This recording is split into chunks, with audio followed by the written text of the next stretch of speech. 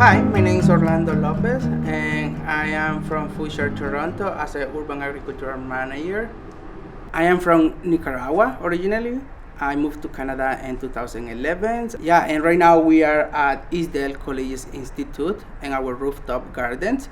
It's in a beautiful space on the top of the roof in a space of 16,000 square foot, and we have 230 raised bed containers where we grow different kind of variety of fruit and vegetable. If you recall, in 2018 we grew 65 different kind of crops. Most of them were leafy greens. We do like biointensive growing because we want to grow food in every corner of the planters.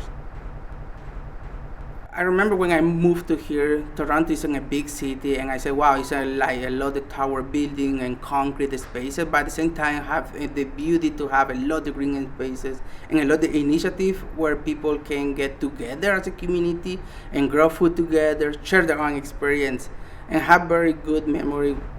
My first time to volunteer in Canada was at the Stop Community Center. It was a beautiful space when I went there.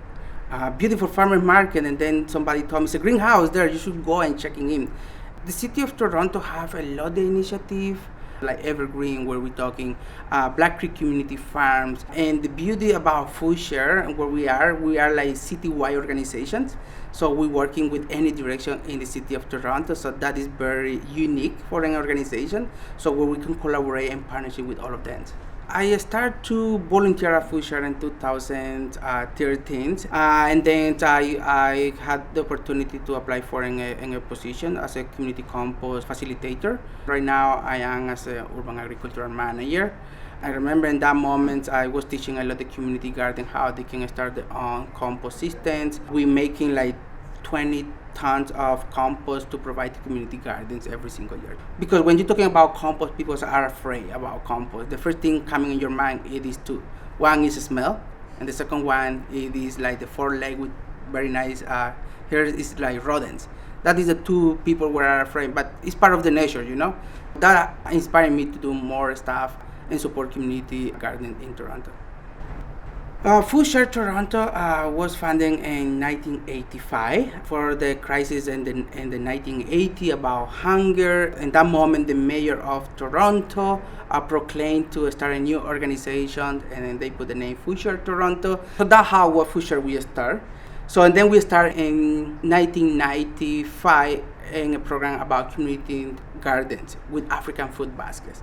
In that moment, not too many community gardens in the city of Toronto, and with the partnership with African food basket, they create 225 community gardens in a period of 5 years. How many community gardens is right now? It is more than 460 community gardens, and still they are growing a lot.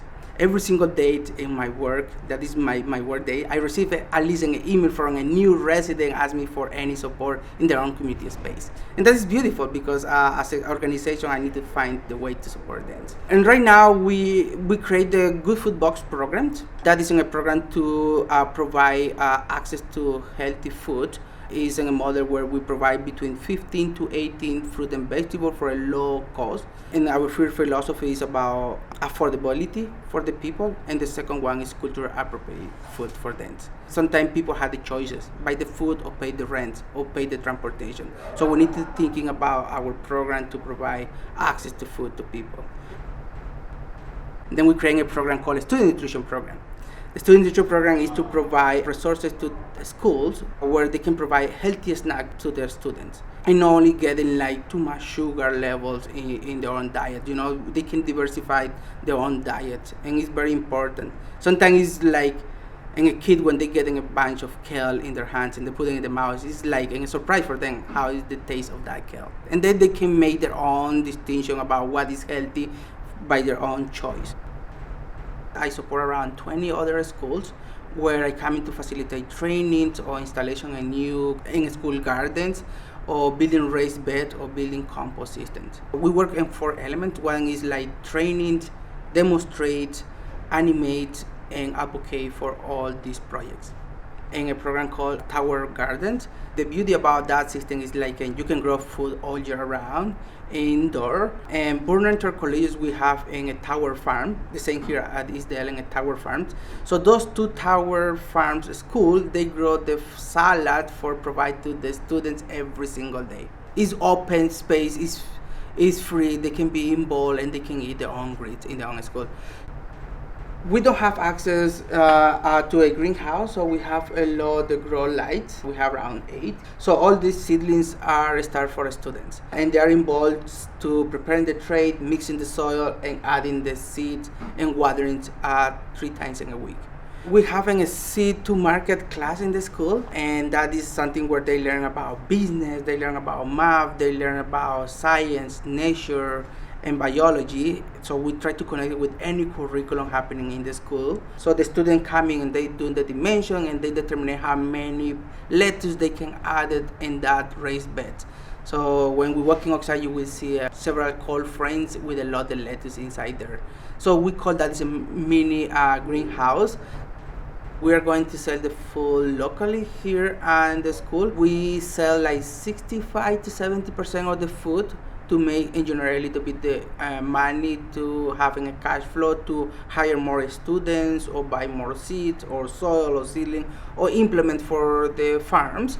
And the 30% is stay in the school for the cafeteria. So the unique about the school where we are working, they're having a cafeteria, they're having culinary classes, so they can come in and harvest how much they want from the garden. It is good because it's outside to a 4 walls, working with the nature, touching soil, adding watering, harvesting. So yeah, I love it. They have with a lot of energy. They feel like in a space where they can be themselves there.